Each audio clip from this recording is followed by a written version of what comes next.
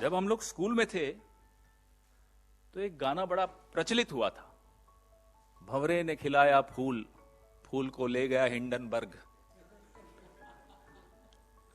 20 साल की मेहनत मोदी जी की, जब मुख्यमंत्री थे तब की मेहनत, जब प्रधानमंत्री बने तब की मेहनत, इतनी मेहनत करके मोदी जी ने एक गुब्बारा फुलाया, फुस हवा निकल गई। सारे नियम कायदे कानून ताक पर रख के एक आदमी को मोदी जी ने पाल पोस कर बड़ा किया। आज क्या हुआ? ये मोदी जी और अदानी जी के बीच का मामला होता तो हमारे को क्या आपत्ति थी? हम भी चुप रहते, आप भी चुप रहते। अब तो आप भी नहीं चुप रह सकते, हम भी नहीं चुप रह सकते, क्योंकि ये मामला अब एक एक भारतवासी के पसीने से कमाई धनराशि जो अब खतरे में पड़ गई है एलआईसी के माध्यम से, यह मामला वहां तक जा पहुंचा है, हमारी आपकी जेब तक जा पहुंचा। एलआईसी की विज्ञापन तो हम बचपन में वो भी सुनते हुए आते थे, जिंदगी के साथ भी जिंदगी के बाद भी। अब उसका भी टैगलाइन बदलनी पड़ेगी। जिंदगी के साथ थी, अब अडानी जी के साथ है। यह एलआईसी की हालत। और पीएम प्राइम मेंटोर, अडानी जी के प्राइम मेंटोर हैं प्रधानमंत्री जी। चुप, एकदम चुप, एक शब्द नहीं सुनाई देगा आपको प्रधानमंत्री के मुंह से।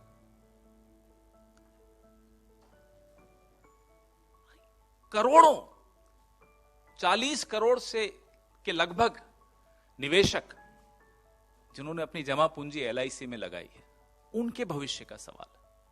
और एलआईसी में जो अडानी एंटरप्राइजेज हैं, 1% से बढ़ाकर एलआईसी ने 4.23% अपना निवेश कर दिया उसमें। किसके इशारे पे किया? क्यों किया?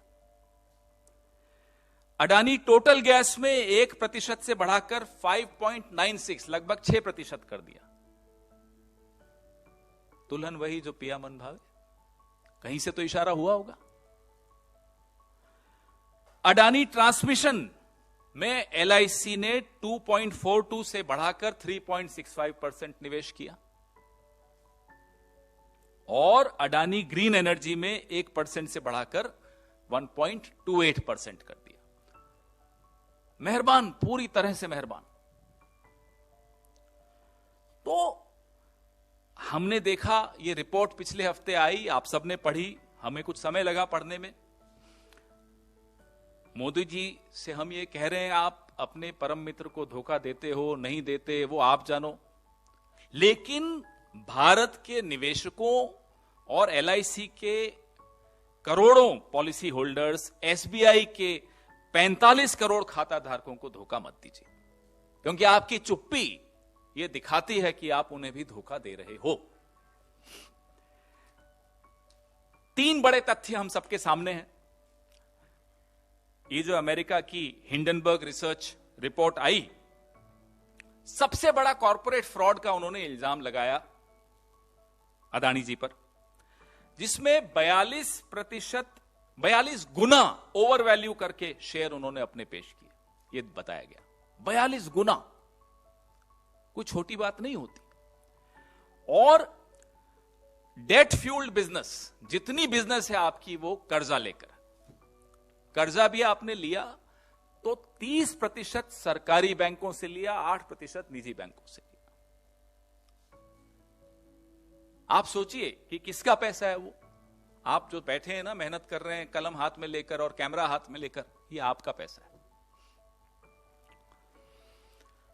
और अदानी परिवार के सदस्यों ने जो कथित तौर पे मॉरिशस, यूएई और कैरिबियन आइलैंड्स में जो उनकी बेनामी टैक्स हेवन में जो शेल कंपनीज हैं, बेनामी कंपनीज हैं, एक पूरा मायाजाल है जिसके बारे में हमने उस हिंडनबर्ग रिपोर्ट में पढ़ा।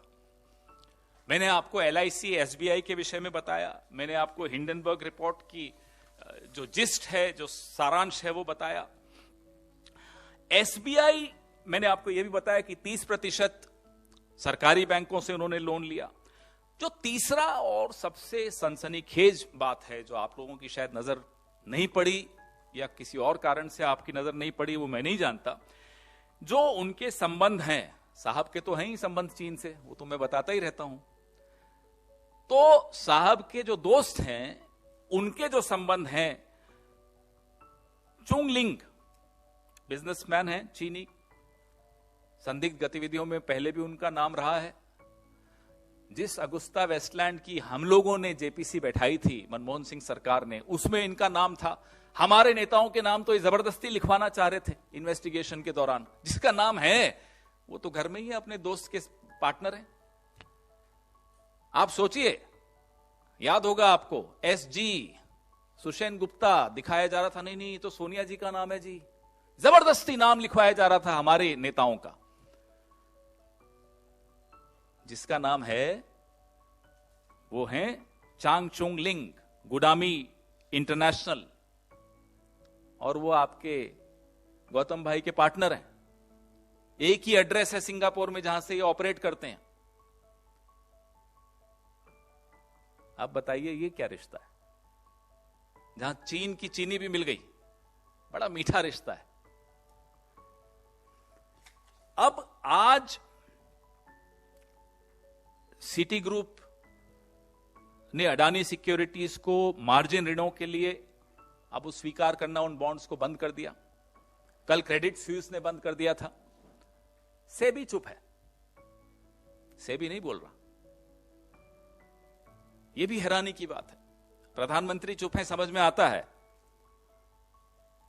हो सकता है मातम में हो प्रधानमंत्री, इसलिए चुप हो, हम मान सकते हैं। घर में गमी हो जाती है तो इंसान ज्यादा नहीं बोलता। सेबी क्यों चुप है? सुना आरबीआई बहुत कम, धीरे धीरे आवाज में कुछ बोलना शुरू किया है आरबीआई ने, लेकिन सेबी एकदम मुंह पे टेप लगा हुआ है, बंद। कारण तो हम इन करोड़ों निवेशकों, खाता धारकों, पॉलिसी धारकों की आवाज बनकर आपके सामने आए हैं। हमारा यह फर्ज है कि उनको हम आवाज दें। वो आज चिंता में है और चिंता उनकी जायज है। हम 3 मांगे कर रहे हैं कि सुप्रीम कोर्ट के मुख्य न्यायाधीश की देखरेख में एक निष्पक्ष जांच हो, जिसकी रिपोर्ट दिन प्रतिदिन, एवरी डे, डेली रिपोर्ट साझा किया जाए, सार्वजनिक की जाए। हमारी दूसरी मांग है कि हिंडनबर्ग रिसर्च रिपोर्ट की विस्तार से जांच हो और एक संयुक्त संसदीय समिति जेपीसी का गठन हो। Our first demand is an inquiry under the Chief Justice of India. The report should be made public every day. Our second demand is a JPC to look into the findings of the Hindenburg research report. हमारी तीसरी मांग है LIC और SBI और अन्य राष्ट्रीय बैंकों में जो अडानी जी का जोखिम भरा निवेश है अडानी जी की कंपनियों में, उस पर संसद में गहन रूप से चर्चा की जाए और निवेशकों को सुरक्षित करने के लिए उचित कदम उठाए जाए। There should be a comprehensive discussion in the parliament on the exposure of our government banks, our nationalized banks, of LIC. There should be a comprehensive discussion in the parliament on this. And ways should be found out to protect the interests of the investors in these, in LIC and in our nationalized banks. Our leader, हमारे नेता राहुल गांधी लगातार, आज से नहीं, पिछले 9 साल से जब भी वो मुखातिब हुए हैं प्रेस को या देश को अन्य प्लेटफॉर्म्स पर, लगातार सूट बूट की सरकार, मित्र काल, हम दो हमारे दो, ये बोलते चले आए हैं। और चेतावनी के स्वर उन्होंने आज से कई महीनों पहले दे दिए थे कि साहब ऐसी सिचुएशन आ सकती है, ऐसी परिस्थिति आ सकती है। लगातार वो यह भी कहते आए हैं कि हम कॉरपोरेट जगत के खिलाफ नहीं हैं, हम मोनोपोलीज के खिलाफ हैं, हम क्रोनी कैपिटलिज्म के खिलाफ हैं। और जो चुनिंदा अरबपतियों को आप नियम बदल बदल कर लाभ पहुंचाते हो, हम उसके खिलाफ हैं।